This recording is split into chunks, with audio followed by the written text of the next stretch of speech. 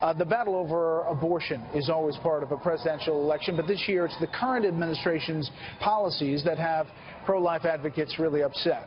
Correspondent Shannon Bream explains why.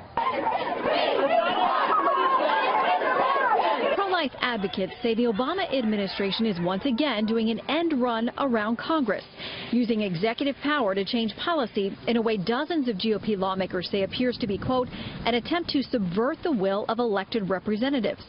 The Department of Health and Human Services, or HHS, has proposed a federal regulation that will tell state and local governments how they can and cannot spend Title X money, which is given to states in order to fund family planning services. A number of states have set guidelines that direct the funds to full-service community health centers rather than Planned Parenthood, which performed nearly 325,000 abortions over the one-year period outlined in its most recent annual report.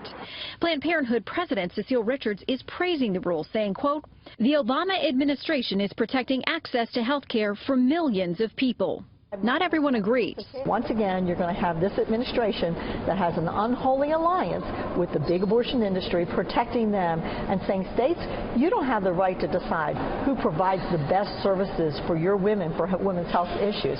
We're going to tell you that you cannot make that decision. And you know what? That's wrong. GOP Congresswoman Diane Black, who's also a registered nurse, has joined forces with GOP Senator Joni Ernst to author a letter urging HHS to reconsider. Quote, rarely do the American people benefit when the federal government attempts to substitute its judgment for that of state or local governments, particularly when the criteria used to inform that judgment are unclear and that judgment is not supported by coherent and impartial facts. In its proposed rule, HHS specifically cites attempts by New Hampshire, Texas, and Florida to essentially defund Planned Parenthood by directing Title X funds elsewhere, and says studies show those efforts lead to increased barriers to health care, especially among low-income and minority communities.